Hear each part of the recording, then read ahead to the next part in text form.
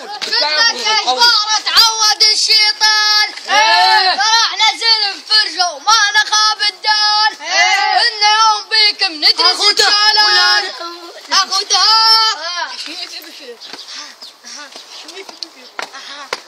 ومع النايم الليل